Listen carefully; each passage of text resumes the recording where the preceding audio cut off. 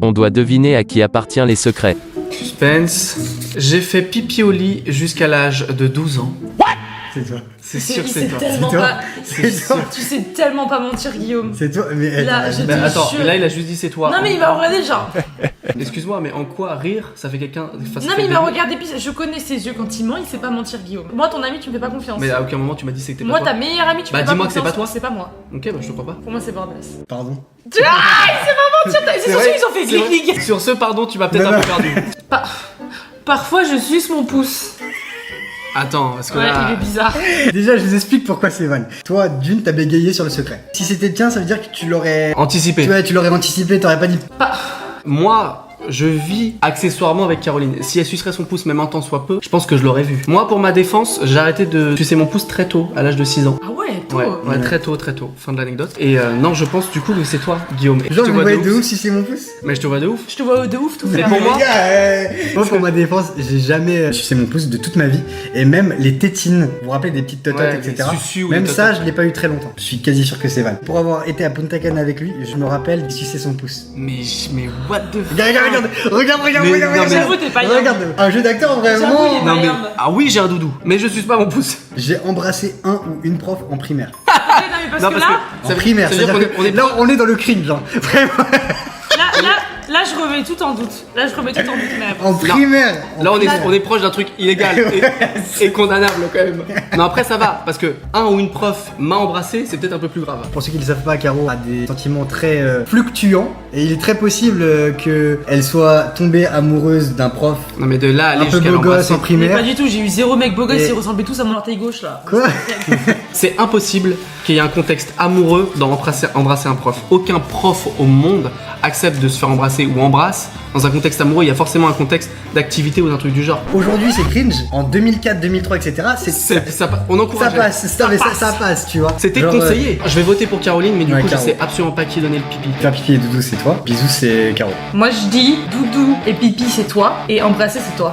Ok. C'est pas mentir! Ok. C'est pas mentir, Ok, frère! y a pas de soucis. Toi, je dis pipi et toi, pouce. On connaît tous au moins une personne qui, lorsque tu vas au cinéma avec elle, fait tellement de bruit que t'as l'impression que c'est la salle de ciné de sa daronne. Ces personnes appliquent ce que j'appelle le phénomène PTC.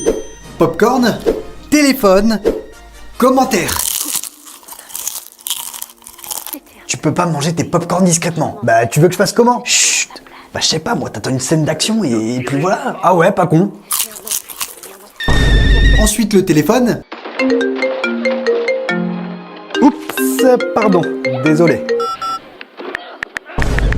Sérieusement, c'est ma mère. Elle me demande d'acheter du pain après le film. Et enfin, elle ne peut s'empêcher de commenter tout le film. Ah, tu vas voir, je te le dis, c'est sûr, c'est lui le meurtrier. Non mais tu vas te taire. Eh ben voilà, tu vois, je te l'avais dit, c'était sûr. Il fait froid ce soir. Hein? Ouais. Heureusement, il y a les lumières. Ça réchauffe un peu le cœur. J'imagine que c'est pas votre premier Noël dehors, n'est-ce pas? Disons que j'en ai assez vécu pour arrêter de compter. Mais ça a pas toujours été le cas, vous savez. Avant, j'avais un travail que j'aimais. Une maison, une femme incroyable. Et puis un jour, j'ai tout perdu. J'imagine que lorsqu'on a tout, c'est difficile d'envisager qu'on puisse tout perdre. Vous savez, il y a une chose à savoir lorsqu'on vit dans la rue. Chaque jour qui passe vous donne l'impression d'être de plus en plus inexistant. Comme si vous faisiez partie du décor. Tenez, personne ne mérite d'être seul. Encore moins le soir de Noël. Mais je vous ai... Rien demandé, je sais. Mais parfois dans le noir, il suffit d'une petite étincelle pour y voir à nouveau clair. Alors faites-en bon usage.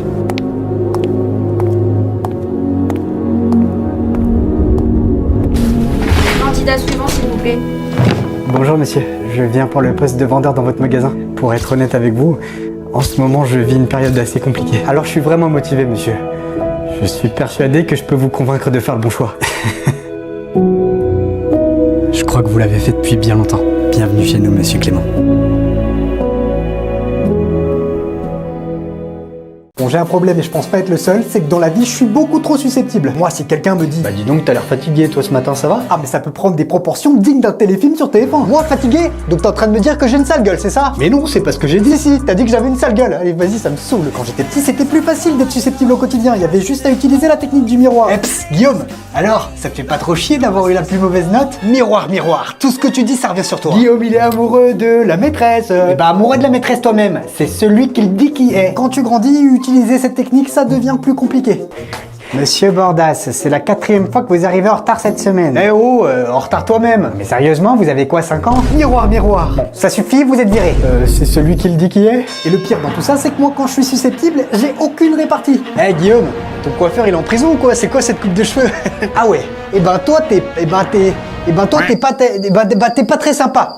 Hein? Je vous présente Peppa, c'est le chien de ma copine et depuis que j'ai emménagé avec elle, c'est aussi devenu un petit peu mon chien. Depuis que j'ai Peppa dans ma vie, j'ai un petit peu l'impression d'être devenu un papa mais qui n'a aucune autorité. Non Peppa, combien de fois je te l'ai dit, tu dors pas sur le lit, tu dors dans ton panier. D'accord Peppa, mais juste pour ce soir, hein. Ouais, super, c'est exactement ce que t'as dit hier soir. Depuis que j'ai un chien, les petits surnoms que me donnait ma copine ont changé de destinataire. Ça va mon cœur? Tu m'as appelé? Non, je te parlais pas à toi. Par contre, tu peux aller faire la vaisselle, il y a du boulot.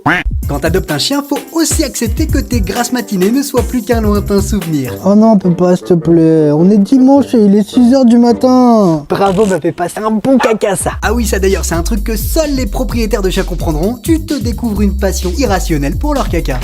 Alors, Peppa? Elle a fait un caca, tu l'aurais vu. Bien comme il faut, moulé, magnifique. Sauf que la réalité finit toujours par te rattraper. Super, bah maintenant tu peux aller ramasser. Oh putain, je vais vomir. Ah, c'est dégueulasse. Ah, c'est dégueulasse. Ça y est, on approche de plus en plus d'un moment décisif de l'année, la remise des bulletins. À l'école, on a tous connu ce prof qui te classait les bulletins pour bien te mettre la pression. Alors, les enfants, je vais vous rendre vos bulletins de la meilleure moyenne à la plus mauvaise. Et dans ces moments-là, tu priais pour qu'elle dise ton nom. Ethan, 10,9. Cassandra, 10,7. Peut mieux faire, Cassandra. Eh bah dis donc, ça dégringole, Théo. 9,5 de moyenne. Va falloir se ressaisir. Mais attendez, ça peut quand même pas passer directement de Cassandra à moi. Il y a forcément quelqu'un d'autre. Ah si, autant pour moi, il y a quelqu'un. Ta médiocrité. Moi, quand j'étais petit et que j'avais un bulletin éclaté, à l'époque, ça allait. On pouvait le cacher. Alors mon gamin, ça a été l'école? Attends une minute. Il y avait pas un truc aujourd'hui en cours? Oh non, pourvu qu'il se rappelle pas. Pourvu qu'il se rappelle pas. T'avais pas un truc à me... Papa, t'as vu l'heure qu'il est? Tu vas louper l'apéro de ton Texas Ranger là. Oh putain, t'as raison. Allez, viens boire un godet avec ton père. Ah, de nos jours c'est mort. Le jour de ton bulletin, tes parents ils reçoivent direct une notification. Oh là là, mais quel gonzesse. Il fait que tomber celui-là. Oh putain, mais c'est quoi ça encore là? Qui c'est qui me dérange pendant le... Et quand on se retrouve devant le daron, on est tellement désespéré qu'on sort tous la même excuse. Tu regardes pas Texas Ranger, papa? Non, j'étais trop occupé à regarder ton bulletin. Tu peux m'expliquer? Non mais papa, ce trimestre il était super dur. Même Clément, il a eu 9,5. Ah ouais? Et si Clément il saute du toit, tu sautes aussi peut-être? Allez, viens, rentre à la maison. Je te promets que je vais pas te faire de mal. Nous les mecs, on parle pas toujours la même langue que les meufs. Bah par exemple, quand elles nous disent « Bon mon cœur, cette année, pour la Saint-Valentin, ce serait bien qu'on fasse rien, d'accord ?» Ou à la rigueur, quelque chose de vraiment très simple, hein, mais pas plus. On n'a pas vraiment compris qu'en réalité, ça voulait dire « Mon cœur, cette année, pour la Saint-Valentin, si tu m'offres rien, je vais déglinguer ta petite gueule de branleur, c'est compris ?» Ou alors je prends ta tub et je la donne à manger à kebab. Ce genre d'incompréhension, ça fait que tout le temps sans le vouloir, on se retrouve dans ce genre de situation. Ma chérie, je suis rentré. Mon cœur, t'es là? Oh putain. T'as passé une bonne journée? Oui, super. Et au fait, Wow. joyeux Saint-Valentin, mon amour. C'est tout. C'est-à-dire? Elles sont où mes fleurs? Comment ça? Même pas une pauvre petite boîte de chocolat, espèce de petit crevard. Mais tu m'avais dit de rien faire. Kebab, c'est l'heure de se mettre à table. Ah non. Et le pire, c'est que lorsqu'on finit par retenir la leçon... Et voilà ma chérie, joyeux Saint-Valentin. Hein, mais qu'est-ce que c'est? Mais non. Un week-end en Italie incroyable, merci mon amour. T'as vu, hein? J'ai bien retenu la leçon de la dernière fois. Vous les filles, vous avez toujours un coup d'avance. Et voilà, ça c'est pour toi. Waouh, un porte-clés, c'est de la merde un peu, non? Quoi, t'es pas content de mon cadeau? Bah, disons que... Kebab. Non, non, s'il te plaît, pas kebab. Non, je l'adore. Est-ce que toi aussi tu détestes le mois de janvier? Non mais c'est vrai quoi, en janvier il y a plus aucun de tes potes qui veut faire la fête. Eh les gars, ça vous dit qu'on aille boire un verre ce soir? Ah non désolé, moi je passe mon tour, j'ai encore du mal à me remettre du nouvel an. Et moi ça va pas être possible, je fais le dry January. T'as plus un rond sur ton compte en banque? Mon cœur, ça te dit qu'on aille au ciné ce soir? Ça fait trop longtemps qu'on n'y est pas allé. Bah ouais carrément avec plaisir. Je crois qu'on va plutôt se mater un film sur Netflix. Tu sors de chez toi, soit tu te transformes en glaçon tellement il fait froid. Y'a quelqu'un? Je crois que je suis coincé. Soit tu te transformes en serpillère géante tellement il fait un temps de merde. Y'a quelqu'un? Je crois que Dieu vient de me pisser dessus. Mais le pire, je pense que ça reste les gens qui fêtent leur anniversaire en janvier. Je suis seul, personne ne m'aime. Cette année encore, les gens oublieront mon anniversaire car ils n'auront plus la tête à faire la fête. Encore une fois, on ne m'offrira aucun cadeau car tout le monde aura dépensé l'équivalent du PIB du Congo dans des cadeaux pourris à Noël. Le seul cadeau que je vais recevoir, c'est un paquet de mouchoirs pour essuyer mes larmes. Mon chéri, Oui? T'as pas oublié mon anniv? Tu peux aller me chercher une boîte de ce médecin? J'ai attrapé la chiasse à cause de ce temps de merde là. Oh là là, je te jure, putain de mois de janvier.